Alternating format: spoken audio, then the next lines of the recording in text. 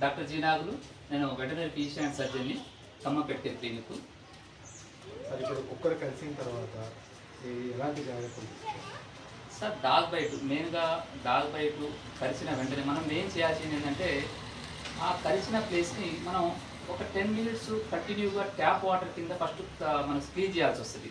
తర్వాత సోప్తో కానీ శానిటైజర్తో క్లీన్ చేస్తే ఏమైందంటే అక్కడ వైరస్ ఇఫ్ ఇన్ కేసు ఆ డాగ్ కనుక రేబిడ్ అయి ఉంటే, అంటే రేబీస్ వైరస్ ఉండుంటే అప్పుడు మనకు వైరస్ లోడ్ అనేది కంప్లీట్గా తగ్గిపోవడానికి ఛాన్సెస్ ఉంది. అందుకే మనం కలిసిన వెంటనే ఒక 10 minutes కంటిన్యూగా ట్యాప్ వాటర్లో, నెక్స్ట్ మనకు సోప్తో కానీ శానిటైజర్ కానీ రిన్స్ చేస్తే వెంటనే నెక్స్ట్ మనం యాంటీ రేబీస్ వ్యాక్సిన్ అనేది వేయించుకోవాలి. యాంటీ రేబీస్ వ్యాక్సిన్ కూడా మనం జనరల్గా 0, 3, 7, 14, 28 days, 28th day అంటే అలా మనకు 5 doses వేయించుకుంటే ఒకటి జనరల్గా చాలా మంది అనుకుంటారు కదా, డాగ్ కరిస్తే కంపల్సరీ ఎవరికైనా మెయిన్ గుర్తు చేయాలంటే రేబీస్. వన్ థింగ్ ఏంటంటే ప్రతి డాగ్కి రేబీస్ ఉండదు. ఆ రేబీస్ అనేది ఒక డిసీజ్, డాగ్తో పాటు పుట్టగానే డాగ్తో పాటు వచ్చే ప్రాబ్లం కాదు అది. ఆ డిసీజ్ అనేది వేరే రేబీ డాగ్స్కు ఉండడం వల్ల వీటికి ట్రాన్స్మిట్ అవుతుంటుంది. ఏది అన్వాక్సినేటెడ్ డాగ్స్లో మాత్రమే ఇది రావడానికి ఆస్కారాలు ఉన్నాయి, వ్యాక్సినేటెడ్ డాగ్స్ అయితే రాదు. అయితే మనం కలిసిన డాగ్స్ ప్రతిదీ రేబీస్ అవ్వడానికి ఆస్కారం అయితే లేదు.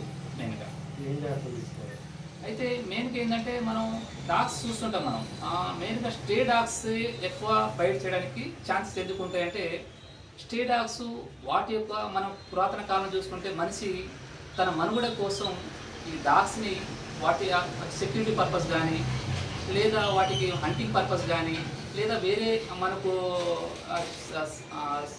పాయిజనస్ నేచర్ నుంచి ప్రొటెక్ట్ చేసుకోవడానికి మనిషి తనను ఫస్ట్గా డొమెస్టికేట్ చేసుకునే ఎనిమల్ మనకు స్టే డాగ్స్ చూసుకోవచ్చు. అయితే కాలక్రమేణా స్టే డాగ్స్ ఏమైందంటే మనిషి తను అవసరం ఈ సీసీ కెమెరాలు, ఫెన్సింగ్లు, కాంపౌండ్ వాళ్ళు రావడం వల్ల డాగ్స్ యొక్క అవసరం తగ్గిపోయింది.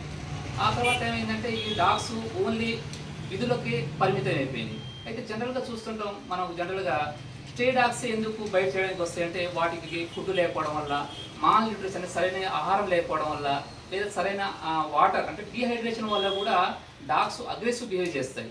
సరైన న్యూట్రిషన్ లేకపోవడం వల్ల కూడా డాగ్స్ అగ్రెసివ్గా బిహేవ్ చేసి అవి మనకు బయట చేయడానికి ట్రై చేస్తాయి. ఇంకోటి ఏంటంటే మెయిన్గా డాగ్స్లో మనం చూసుకోవాల్సింది ఏంటంటే వాటి యొక్క నేచర్. డాగ్స్ బిహేవియర్ ఏంటంటే టెరిటోరియల్ బిహేవియర్ ఉంటుంది. టెరిటోరియల్ బిహేవియర్ అంటే అది డాగ్స్ తన ఉన్న ప్లేస్ని ఒక అడ్డాగా భావిస్తాయి. అడ్డాగా భావించినప్పుడు ఆ ఏరియాలో కనుక వేరే డాగ్ వచ్చినా, లేదా అన్నోన్ పర్సన్ వచ్చినా, అన్నోన్ ఆబ్జెక్ట్ వచ్చినప్పుడు ఆ డాగ్స్ ఏం చేస్తాయంటే వాటి నుండి ప్రొటెక్ట్ చేసుకోవడానికి అగ్రెసివ్గా బిహేవ్ చేస్తాయి. అందుకే డాగ్స్ చూస్తున్నాం, జనరల్గా డాగ్స్ మనం వెళ్ళినప్పుడు ప్రతి చోట అవి యూరినేషన్ చేయడానికి ట్రై చేస్తాయి. యూరినేషన్ చేయడం మెయిన్ ప్రాబ్లం ఏంటంటే అవి వాటి యొక్క ఏరియాని డిమార్క్ చేసుకుంటాయి. ఆ డిమార్క్ చేసుకొని ఆ ఏరియాలో మాత్రమే వేరే ఏమన్నా వచ్చినప్పుడు అది అగ్రెసివ్గా బిహేవ్ చేస్తుంటాయి. నెక్స్ట్ వచ్చేసి డాగ్ జనరల్గా మనం స్టే డాగ్సే మనం జనరల్గా ఎందుకు కలిసి అంటే ఇంతకుముందు చెప్పినట్టు స్టే డాగ్ ఏంటంటే హంటింగ్ బిహేవియర్ ఉంటుంది. అంటే హంటింగ్ నేచర్ ఉన్న ఎనిమల్స్ ఏదైనా సరే అవి ఏదైనా ఆబ్జెక్ట్ వేరే డాగ్ వచ్చినప్పుడు కానీ, వేరే జంతువు వచ్చినప్పుడు కానీ, లేదా మెయిన్గా చిన్నపిల్లలు వాటి యొక్క చిన్నపిల్లల యొక్క మూమెంట్ ఎలా ఉంటుందంటే ముందుకు వెనక్కి కొద్దిగా వాళ్ళు చిన్న సైజులో ఉండడం వల్ల ఒకటి.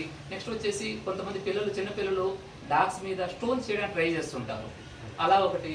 నెక్స్ట్ వచ్చేసి డాగ్స్ ఏంటంటే ఏదైనా మూవింగ్ ఆబ్జెక్ట్ ఉన్నప్పుడు దాన్ని బయట చేయడానికి ట్రై చేస్తాయి. ఎందుకంటే హంటింగ్ నేచర్ అన్నా ఇంతకుముందు ఏదైనా మూవింగ్ ఆబ్జెక్ట్ ఉన్నప్పుడు బయట చేయడానికి ట్రై చేస్తాయి. కొన్ని డాగ్స్ చూస్తుంటాం మనం, అవి కార్ కానీ, 2 wheelers కానీ ఉన్నప్పుడు కంపల్సరీ వాటి వెనక పడడానికి ట్రై చేస్తాయి. ఎందుకంటే డాగ్స్ ఎప్పుడైనా తన కాలనీ కానీ తన ఏరియాలో ఉన్న వేరే డాగ్ కానీ, తనను కానీ, ఏదైనా వెహికల్ కానీ, కార్ కానీ హిట్ చేసినప్పుడు ఆ ఆబ్జెక్ట్ రాగానే దాని నుంచి ప్రొటెక్ట్ చేసుకోవడానికి దాని వెనక పడడానికి ట్రై చేస్తాయి.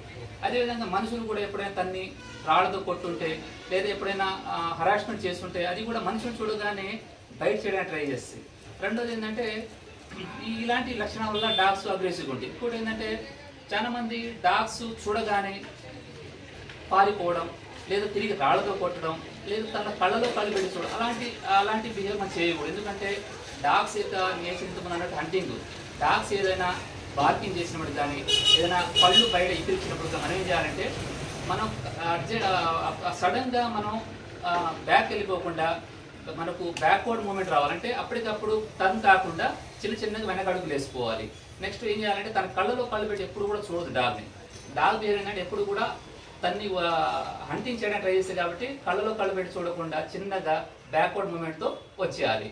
అక్కడ నుంచి చిన్నగా వచ్చాయి. ఇఫ్ ఇన్ కేసు డాగ్ కనుక ఇక తప్పని పరిస్థితుల్లో మీదకి వచ్చినట్టయితే మనం డాగ్ను చూసి వెంటనే కింద తలకాయ కింద కనేసి కూర్చోవాలి. ఎందుకంటే డాగ్ బిహేవియర్ ఏంటంటే ఎక్కువసేపు కూడా మన థ్రోట్ని పట్టడానికి ట్రై చేస్తుంది. కాబట్టి మనం కింద కంప్లీట్గా ఒక బాల్ లాగా అయిపోయి కిందకి అయిపోవాలి. అప్పుడు మాత్రమే మనం కొద్దిగా సివియర్ ఇంజురీ కాకుండా కాపాడుకోగలం. నెక్స్ట్ వచ్చేసి ఈ డాగ్స్, స్టే డాగ్స్ ఇప్పుడు మనం ఇంతకుముందు నేను చూసినట్టే సుప్రీంకోర్టు కానీ వాళ్ళు ఆర్డర్ ఇచ్చినట్టే, ఇప్పుడు సుప్రీంకోర్టు ఆర్డర్ ఏం చెప్తున్నారంటే స్టే డాగ్స్ని తీసుకెళ్ళి ఒక షెల్టర్లో అంటే ఒక కంపౌండ్ ఏరియాలో ఉండి స్టెరిలైజేషన్ చేయడం, వ్యాక్సినేషన్ చేసేసి అక్కడే వాటికి food each and everything provide చేయడానికి ట్రై చేస్తున్నారు. ఇది మంచి ఐడియానే. కానీ జనరల్గా మనం చూస్తుంటాం ఏబీసీ అని మనం ఎనిమల్ బర్త్ కంట్రోల్ సెంటర్స్ ఉంటాయి. మన డాగ్ని ఎక్కడి నుంచి అయితే తీసుకొచ్చామో తిరిగి అదే ప్లేస్లో పెట్టినట్టయితేనే అవి నార్మల్ బిహేవియర్తో ఉంటాయి. ఇఫ్ ఇన్ కేసు డాగ్ని కనుక ఒక ప్లేస్ తీసుకెళ్ళి వేరే ప్లేస్ వదిలితే అక్కడ అది చాలా అగ్రెసివ్గా బిహేవ్ చేస్తాయి. ఎందుకంటే ఆ ఏరియా అంత కొత్తగా ఉంటుంది కాబట్టి తన టెరిటరీ మారిపోతుంది కాబట్టి తన యొక్క అడ్డ మారిపోతుంది కాబట్టి కామన్గా ఆ ఏరియాలో ప్రతిదాన్ని కూడా డిఫెన్స్ చేయడానికి ట్రై చేస్తాయి. కాబట్టి అది మనం ఇప్పుడు మెయిన్గా చూసుకోవాలి. నెక్స్ట్ జనరల్గా డాగ్స్ వాటికి మనకు సరిపడా వాటర్ కానీ సరిపడా ఫుడ్ కానీ వాటికి మనకు జనరల్గా ఎన్జిఓస్ ద్వారా కానీ వాటికి వ్యాక్సినేషన్ చేసినట్టే వాటి నుంచి మనం ఈ రేబీస్ ఈ బైటింగ్ ప్రాబ్లం రాకుండా మనం ఎరాడికేట్ చేయొచ్చు. Thank you.